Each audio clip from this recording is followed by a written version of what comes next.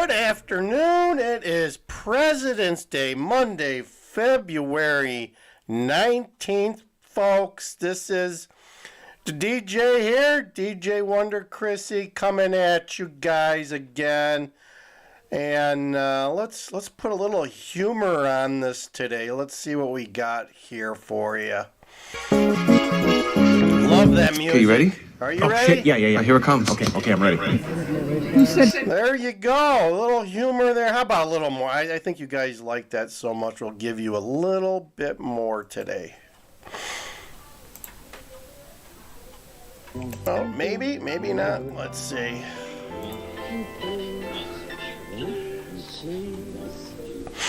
Won't you be my neighbor? My neighbor. There you go. There we go. We have Mr. Rogers. Although he doesn't want to rewind for some reason.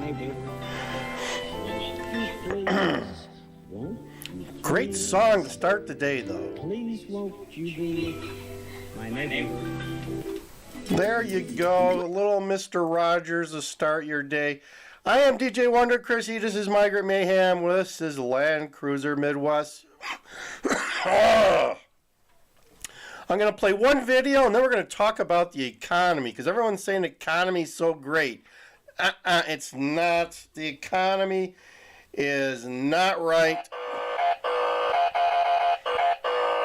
No, the economy is sick as a puppy, folks. And I'm going to make a case for that. So let's, well, you know what? We got breaking news. Got to have that. A little breaking news, folks. Only here, Land Cruiser Midwest, you'll get the breaking wind news. All right. So, there you go. Only here. So, hope you're enjoying this. Just put a lot of effort into this show here, folks. So, let's hear from News Nation. They're talking about Chicago and the bad news. They keep, I brought this bad news to you guys a couple of weeks ago.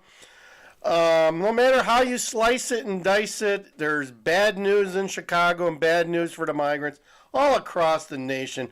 There's just not enough jobs for them. And, we're going to talk about that later, but there's just not enough jobs to support all these migrants and their needs. So let's listen to see what News Nation's got for us. Chicago shelters are facing eviction right now and pressure to secure housing. Get ready for the evictions, folks. In the weeks ahead. The lack of rental aid and work permits means that many of the migrants fail to transition out, and they could end up out on the streets, homeless or crowding other shelters.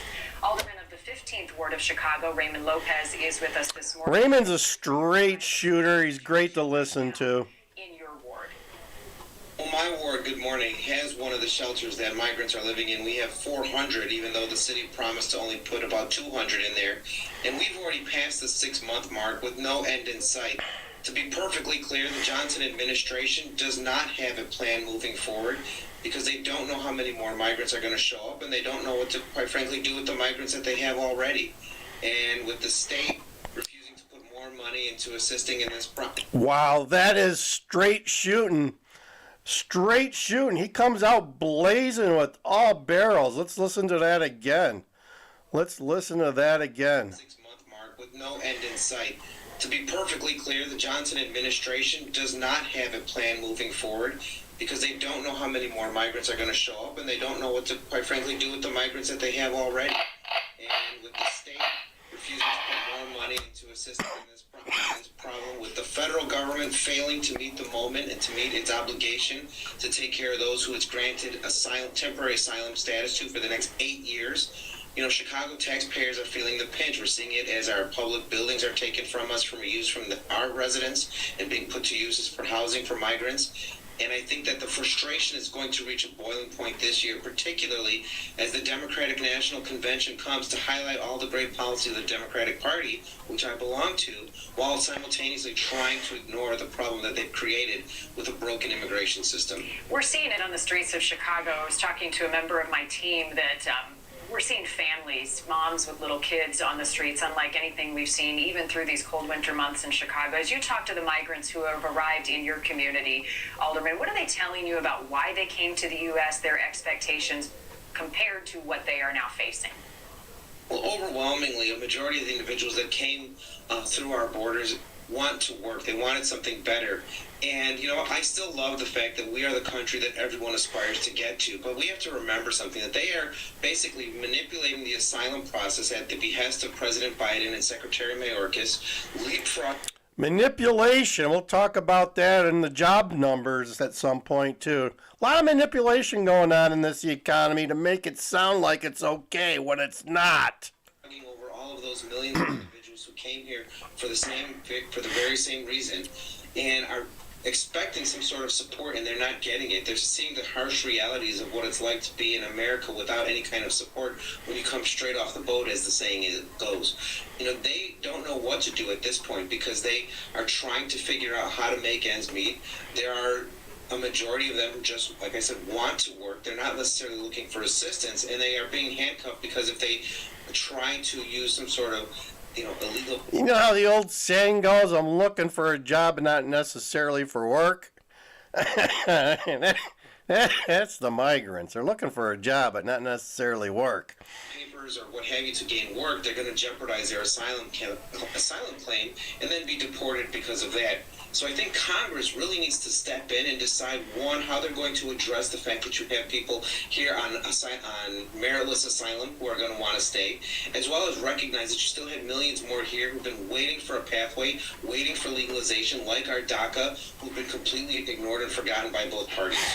Right, so the two issues here, rental assistance once these evictions happen, and then the work permits. So in order to apply for and receive a work permit, asylum seekers must have temporary protected status, but as you know, many do not. So what is that process looking like right now in your community? How do they get it?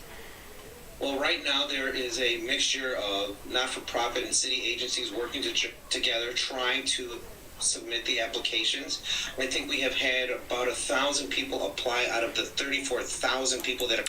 1,000 out of 34. My gosh, you got a lot of work ahead of you, Ray. Here in the city of Chicago.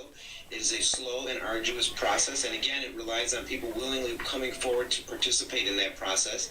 But at the same time, many of these asylum claims are not going to be adjudicated for 6 to 8 years.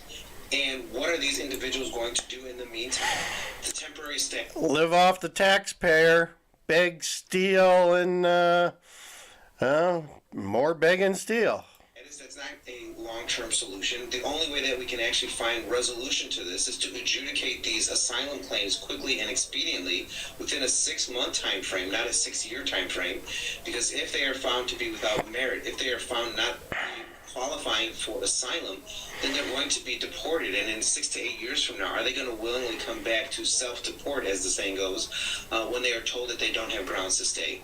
It's a political hot potato. It has gone nowhere so far in Congress. Are you optimistic anything will change prior to the November election to help your community and others? Sadly, we have seen immigration. Good question. Both parties politically, because it allows them to point the fingers at the other at a system that is failing. Not a lot of change, folks, when it comes to politics. Good of the United States. I don't believe that the current members of Congress are going to come together because no one's going to want to give the other guy a win. The sad part is the only true loser here is the United States of America. Thank you for watching. Go to News Nation. All I can say is we need a little Taylor Swift. Where is Taylor at when you need her, huh? Let's see. Taylor, there's Taylor. There you go. That's what we need, folks. We're the only show with Taylor Swift. There you go. Trying to push up our rankings just a little bit. Gotta love the Taylor lady. All right, let's get back to the show. Yep, that's the one and only Taylor, and